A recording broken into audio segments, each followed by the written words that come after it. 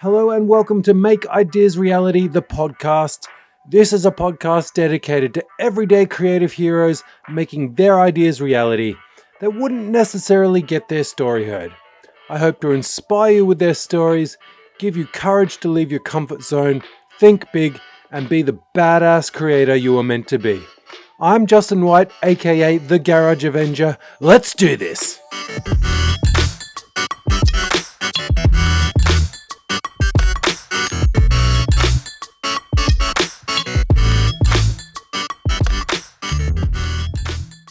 Hello and welcome to episode 25 of Make Ideas Reality. Are you bored of stroking your wood in your workshop? Are you looking for something harder? Need something big and bendable? Perhaps something small and hard? Not one size fits all. You need it shipped right to your door? Well, you're in luck because today's guest is Evan VanBuhler from onlinemetals.com. Welcome, Evan. Thanks for having me, Justin.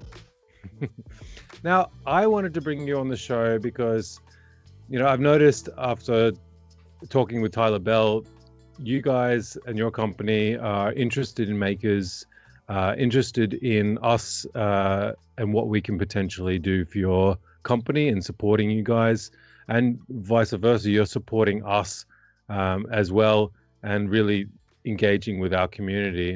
And I thought, what a great opportunity to bring you guys on and talk directly with you guys and see what you guys are all about, and hopefully you can also give my listeners some information about what they can do to provide value for companies such as yourselves as well, so that we can all help each other grow. Definitely. So why don't we just start off? You just tell us a little bit about yourself, Evan, and what Online Metals is all about. Perfect. Well, I'll give people a refresher if they're not familiar with Online Metals. So kind of similar to what your audience is like. We started off as the little guy, right? We were just two guys with an idea in their garage in Seattle, really with the primary goal of just selling metals online. Simple concept, but manufacturing's been a little slow to the punch. And since that day, we've grown to over 65,000 products, supporting makers across the U.S., along with big OEMs like Boeing and Ford and stuff like that. But have 6 locations across the U.S., focusing on small quantities, customer service, and really making sure we can get that material right to your door, workshop, or wherever it needs to be. But I would have to say what really gets at least me up in the morning, if not most of the employees, is what people do with the materials. I mean, there's some amazing stuff, anything from, even furniture to, I don't know, hang gliders. There's some pretty crazy stuff people are doing with materials out there. That's so awesome. Hang gliders. Yeah, we even had someone do a submarine for one of our contests last year. It was pretty nuts. I think it was the deepest freshwater submarine. That's super interesting. Yeah. Considering my background as well, I guess. That's insane. How big was this submarine? How big are we talking? 1-person submarine, or? I don't know the technical amount of people or weight that could fit in it, but like if I were to guess, I'd probably say about 3 people. It looked. I mean, it was kind of it was a smaller thing, but I mean, I'm way. Not a submarine expert, but it's pretty sweet. Yeah. That's so cool. So yeah, and what's your role in the company there, Evan? So as a smaller company still, even though we've grown quite a bit, I wear a lot of different hats. I know that's kind of a lame jargon to use, but my primary focus is really working with the community in terms of social engagement, setting up interactive contests, and really working with those people that bring our products to life and helping share that story. And I think people like Tyler Bell or the Makers of the World really are the most engaging and educational mediums out there, even for people that are buyers or working or as engineers for larger organizations. And my goal is to kind of, not only inspire, but also be inspired by some of these people to kind of keep me going at my job. So it's really cool. I think it's a true partnership. Yeah. So, the company it was built in a garage, like you said, by two guys in Seattle. And what's the story there? How did this get all growing, and then how did you suddenly be employed by Online Metals? Oh yeah, it's a long story short. Yeah, they started this business in Seattle. Obviously, that was right around the time tech was really growing in Seattle. So it was kind of a perfect storm, right? They started growing pretty heavily, caught the eye of a bigger company, ended up getting purchased and gained more resources through that. So really expanded their portfolio, expanded their locations. They could do more shared partnership. The supply chain became more resilient in terms of being able to resource those hard to find small quantities that a lot of makers and in large manufacturers need. In terms of my journey, I graduated from Michigan State University with a marketing degree, dove into more sales consulting on the aerospace side, where I would actually travel to a lot of the different part suppliers and help them optimize their supply chain. And I think that was really one of the areas I grew in relationship building. I really got to understand people's pain points and how we could really work together to reach that solution and optimize and save money. And started adding some more marketing esque, less old sales callsy type, I guess, actions into my workflow, and then get caught the eye of Online Metals. And they're like, we really want to bring someone on here that is kind of a Swiss Army knife in the marketing world and can dive head first. And I've really grown the social platform quite a bit since we came here, but also helped out with everything from email, building internal CRM systems so we can really understand our customers even better, and a lot of that outreach. So Yeah, and what does the company have, like, a philosophy, what they're sort of built on? I mean, I think when they first started, it was the last thing you see is the first thing you remember. I can't remember if that's like the what the two gentlemen had started with, but um, we really do focus on making sure the customers or makers are really um, pleased and actually fulfilled during our process. So a lot of my interactions and how we've grown relationships with makers have been with people coming to us with problems actually. And we've helped solve those problems and really grown because of it, right? And learned their needs a little bit better.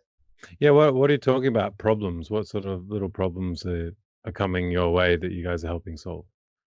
Yeah, so maybe they ordered the wrong material, maybe the small packaging concerns, or they have stuff that they're building specifically for something that has more of a interior design. It needs to be looking super fresh. And at the end of the day, we sell raw materials, right? So maybe for that type of material, we need to do special packaging. And they just didn't realize that directly on our website. So building those relationships up front and understanding more of what they need, as opposed to just having that web interaction, is crucial. Yeah.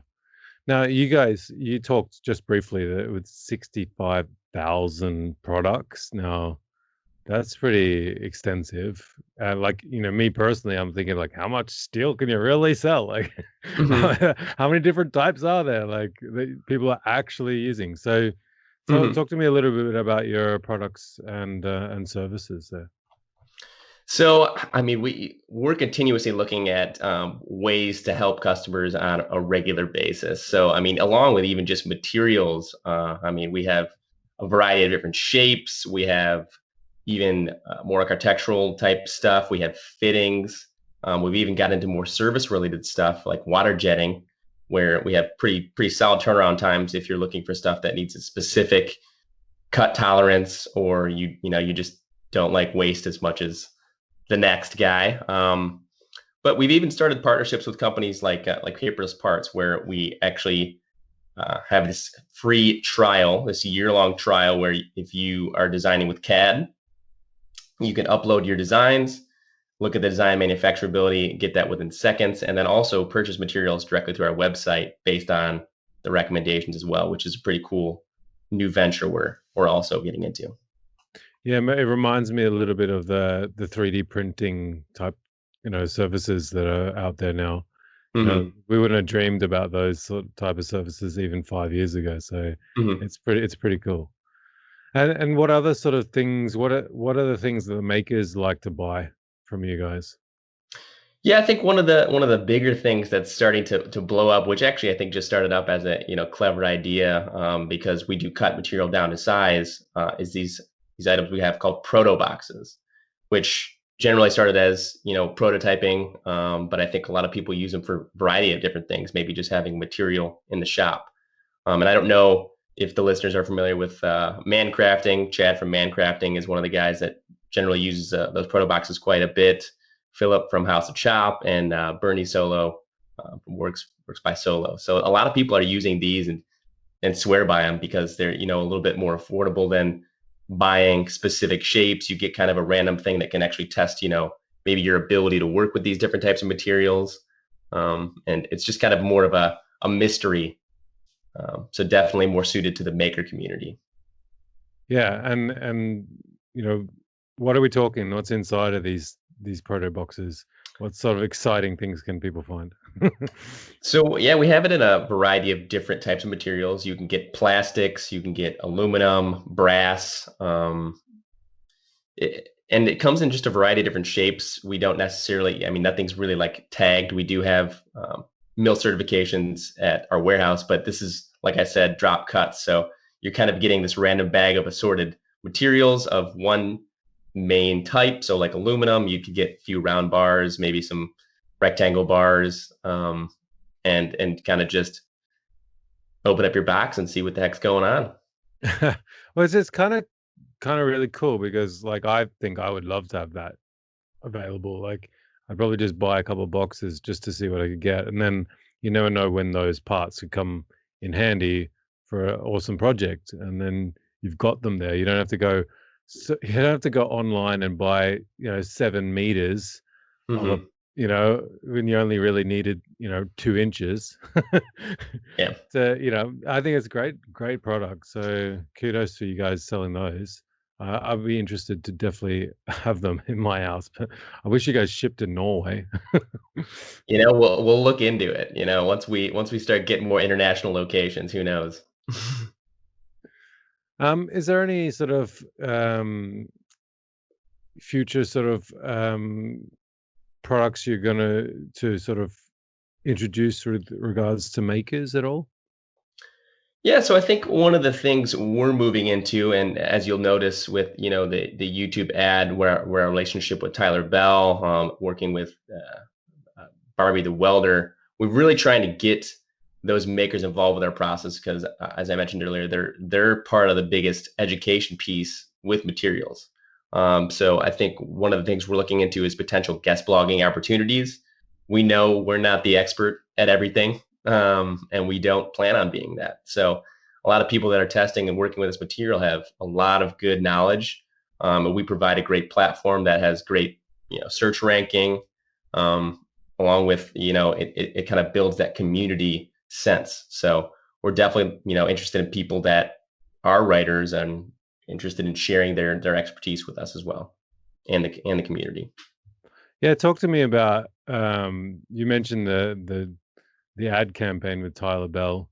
Talk to me about that because I saw that just only a couple of weeks ago, which happens to be very similar to my ad that I produced, like literally a week before you launched yours. Um, Oh but it's based off. Well, it's got um, kind of a Dollar Shave Club type of feel to it, right? I yeah. think I love the line you say in it. It's like, what does it say? What do you say? Like, do we have medals for your need? Fuck yeah, we do. Are you a maker, buyer, fabric, or fabricating a fucking rocket ship? I think a lot of people are like that, like especially in our community.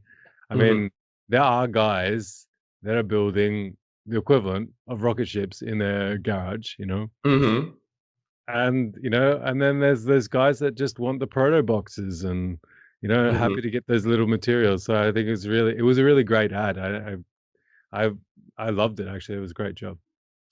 Yeah, thank you. I mean, the focus was, I don't know, you don't really see a lot of companies like us doing anything other than those educational pieces. They're not as engaging. They're just kind of like, hey, here's what we have, here's what we can do for you.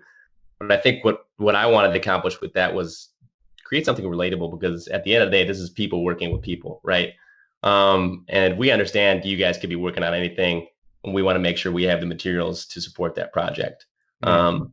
And then the little things like that line you mentioned is just, it's just catchy and quick, and you're kind of watching this video expecting it to be by the book, and it's just not. Um, which I think we like to think we are, but Did definitely had you? some. It looked like you enjoyed filming it.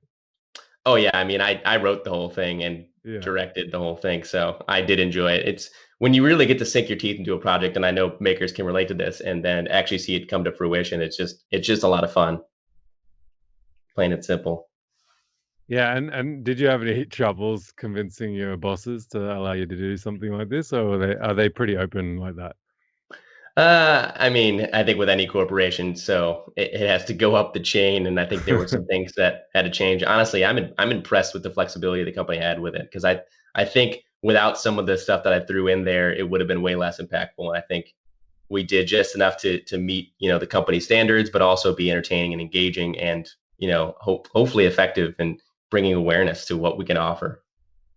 Yeah, because that's something that, if I saw an ad like that here where I live for a company like yours, like there's no doubt I would go buy from them because it's just relatable. Plus, like I've discussed with you before in our pre-podcast, there's no companies in that I know of in the whole of Norway that I can buy 30 centimeters of, brass round bar, Hmm. you know, online. That doesn't exist, and they won't ship it to my door, that's for sure. So so I think it's really amazing, and I think, if I lived in the US, I'd definitely be a customer of yours. Yeah, and I think that video really opened the eyes of our company too, right? Because I think video is such an important means of communication, especially for makers these days. So we are working on potentially doing a future series that highlights makers, and kind of along the same lines, is not only relatable, educational, but also challenges those makers that are specialists in their field. Um, I know, I mean, just watching the stuff that Tyler Bell puts out on a regular basis in terms of either the furniture or the home run machine, it's just crazy to see. We'd like to take that into kind of our realm and really educate people on how to work with the materials, and focus more on that end, and challenge people to push themselves. So we're definitely working on a video series, such as that. So if anyone is interested in partnering up on that type of stuff that has specialism in forging, or really any industry, we're kind of open right now. Yeah, because you're talking a lot about makers being a sort of a core part of your marketing strategy, and I sort of wondered, you know, is it just the fact that we're all weirdos and trying new things, with your materials, or is there anything else that makes us of interest to you guys in your marketing strategy? Yeah, I mean, kind of touching back on what I mentioned earlier too, is we want to inspire, but we also want to be inspired. Like, seeing some of the stuff that the maker community creates is amazing. I mean, you're taking literally a block of material and making it into something tangible and functional, and kind of creating the possible when something looks rather impossible. And I think on top of that, makers are generally genuinely cool and awesome people. So I really like interacting with them on a regular basis, picking their brains on what they're working on, and kind of seeing how they're challenged on a daily basis. Like I said, our partnership with Tyler Bell was a no-brainer. I still think he is not getting enough followers for the type of content he's putting out right now. It's just such high quality video content, amazing products. He loves working with us as a service, and I think we've connected on as individuals throughout the whole process, which I think is cool. Yeah, well, let's talk about Tyler Bell.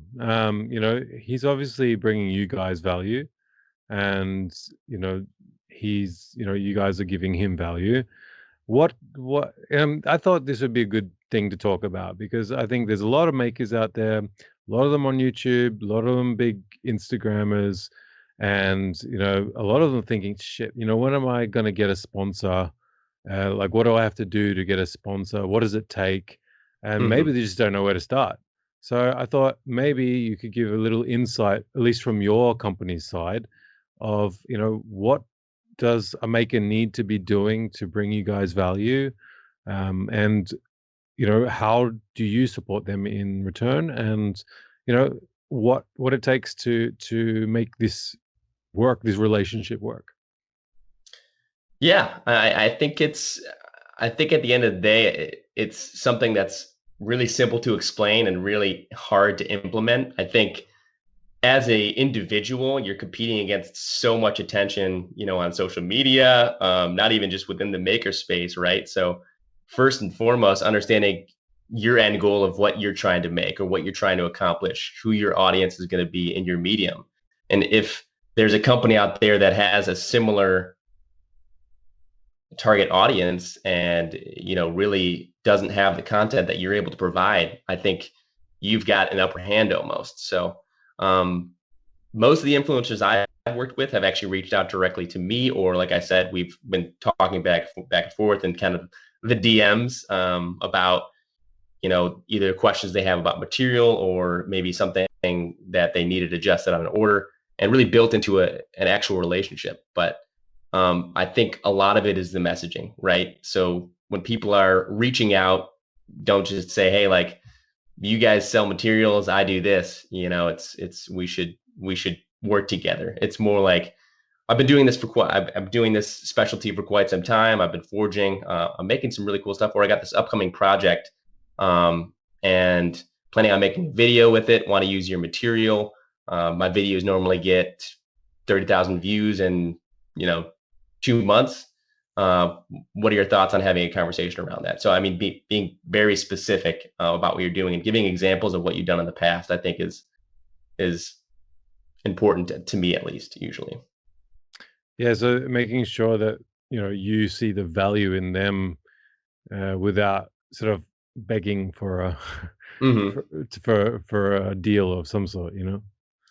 Yes, similarly, like if I were to reach out and say, because I mean, like I said, the makers are the ones that are doing a lot of the creative and awesome stuff, right? If I were to reach out and just say, "Hey, I've got metals, you do projects, let's work together," it's not really personable or convincing, right? You're like, Yeah. "Well, I'm doing projects on a regular basis. This is cool." But if I were to say, like, "Hey, we really like that last project you did in involving forging. We're bringing in this new product. We'd love to see your expertise and test it out.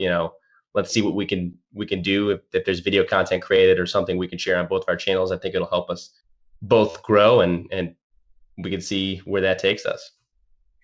And do you think research too, before you go reach out and send a message, is pretty important? Because it seems pretty important to me. Like, you can't just, like, I couldn't just send an email to you and say, um, you know, exactly what we talked about earlier.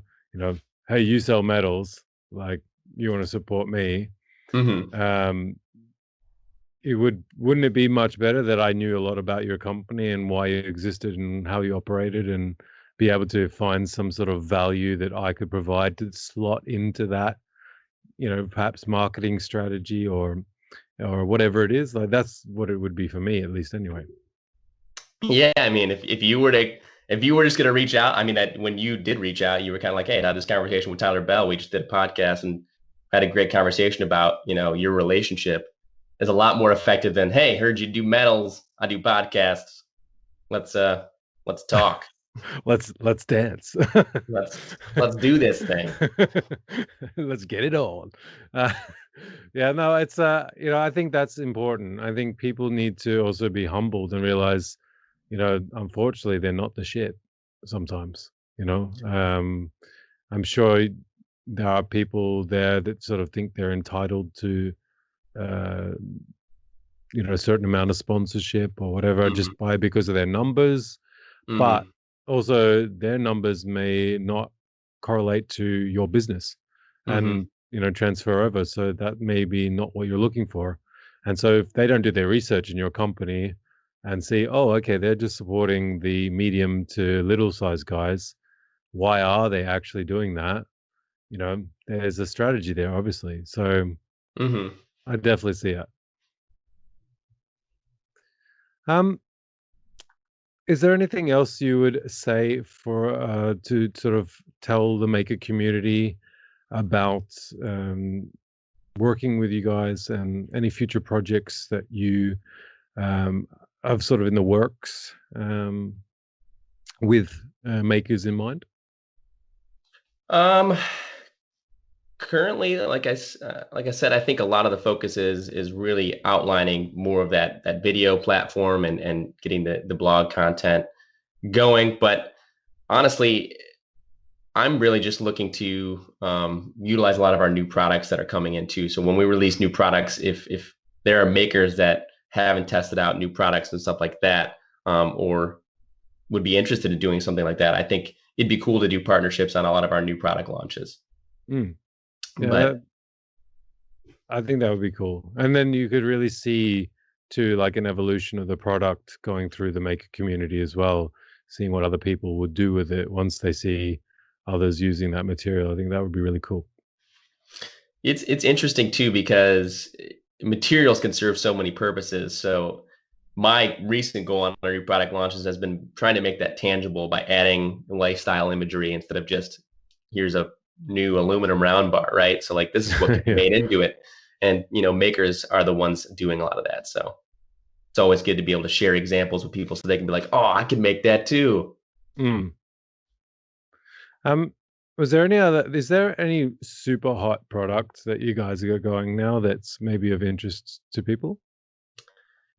Super hot products. I mean, the most recent products that we just added were brass fittings, which for me is kind of a tricky thing for I guess makers unless they're doing some sort of crazy railway or more architectural type stuff. Um, but we have been bringing in some more aerospace grade materials. So I guess if there are any garage rocket ship makers out there, that'd be interesting. Yeah. Um, or people that are just using, that high strength aluminum. But yeah, I mean, we're like I said, I think almost on an every other week or biweekly basis, we're trying to bring in new products. So Yeah, and that must be pretty exciting to bring in constant new products and see what people do start doing with them, right? mhm. Yeah. That's so cool. Let's move into story time, Evan. Have you got a story to spin to us? Story time. She stared at the gown and thought, yes, this is something my husband would wear. Yeah, and it's not. I mean, I don't have too much crafting or making in my background other than Cub Scouts when I made Pinewood Derby car. But Yeah, uh, nice. my passion in general is creating and entertaining, and really more storytelling. Yeah. And no matter the amount of preparation that you put in, there's always room for some error. And I think, especially when I'm talking about either writing or fabricating, I think that perfection mentality can really be a huge roadblock.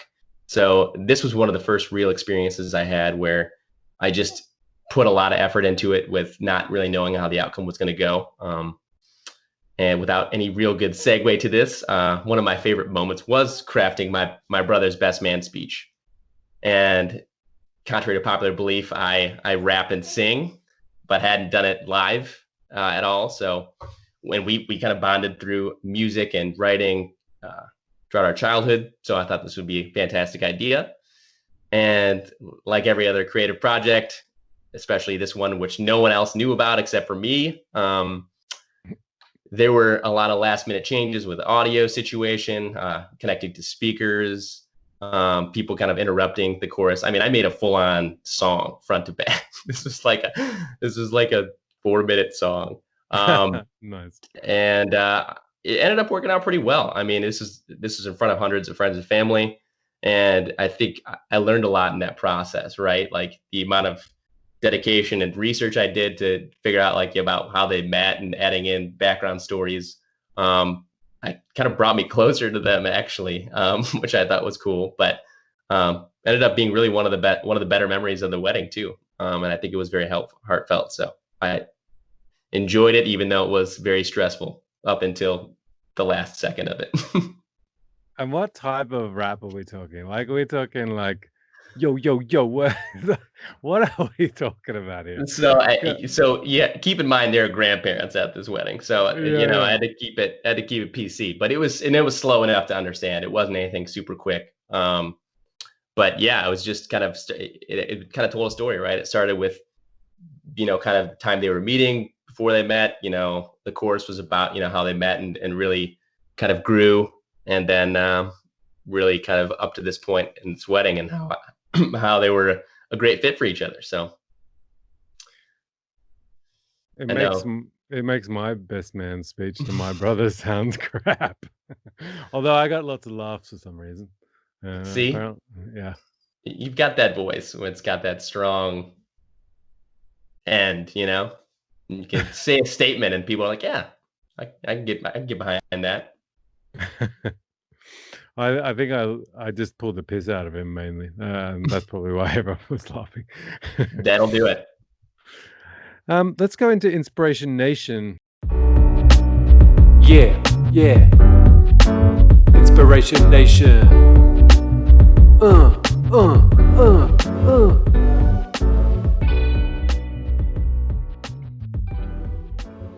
What makers out there, or creatives, or just amazing people out there that are creating that inspire you?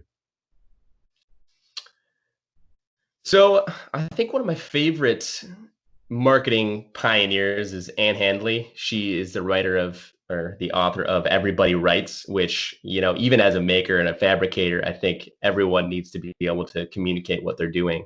And that book is amazing in terms of whatever medium you're talking about, blogs, you want to write a book, you want to write a white paper, you want to write social content.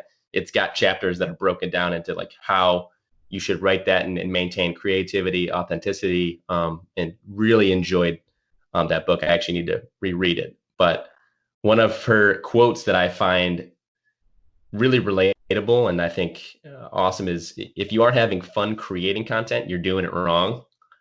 Which, I mean, you think about the amount of hours you put into this type of stuff. Like, if you aren't truly enjoying it, it's just not worth it.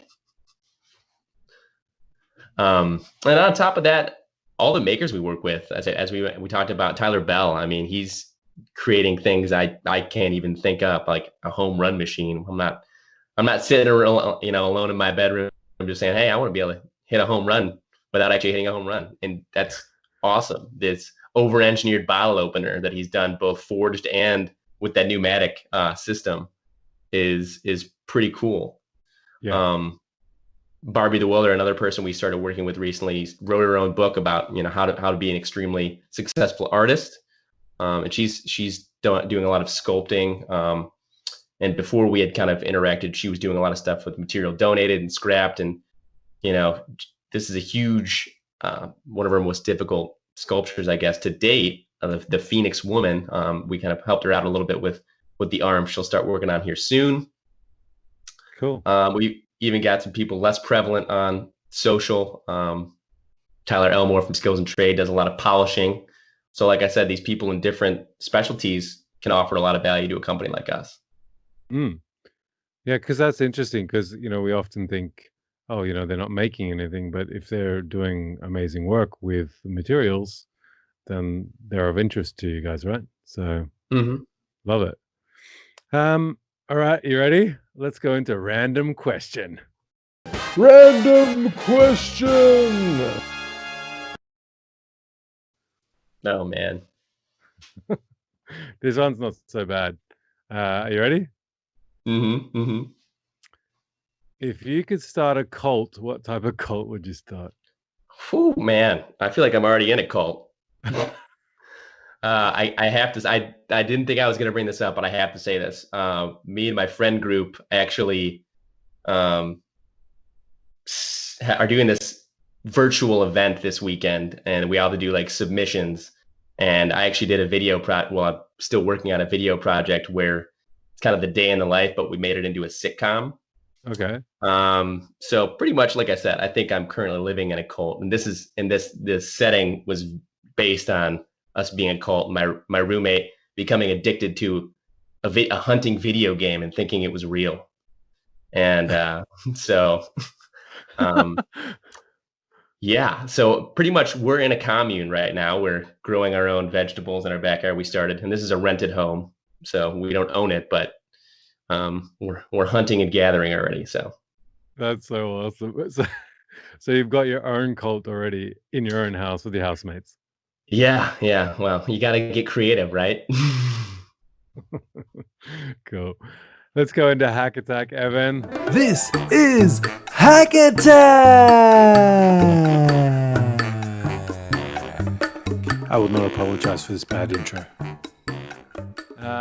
Any cool tips or tricks that you want to give the audience?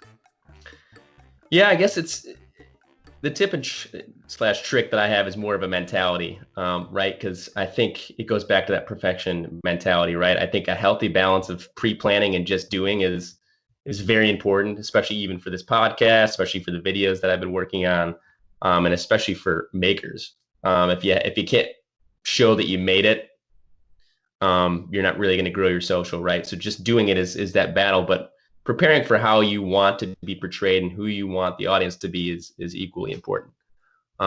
So my suggestion is just writing things down, journaling, getting those steps down to what you want to accomplish, who you think is going to enjoy it, and then test, break things, learn, adapt, and kind of see where it takes you.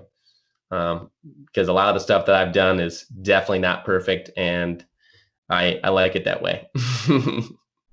Well, there's no such thing as perfect. So, yeah, I love it, man. All right, let's wrap this up. Anything you want to give the audience to take away from this podcast? Yeah, I think one of the biggest things with makers is I think no matter how small or how niche you think your talents are or what you're doing, I think there's always someone out there struggling with exactly that same thing. So, especially as I mentioned these days, since we're stuck inside with nothing but our own minds. So just stay safe, stay making, and stay positive, and let's work together, and let's continue putting inspirational stuff out there so that people can look at some stuff other than hearing commercials from State Farm that are saying, like, in these uncertain times, like let's build a positive community and keep working so we can get out of this thing stronger.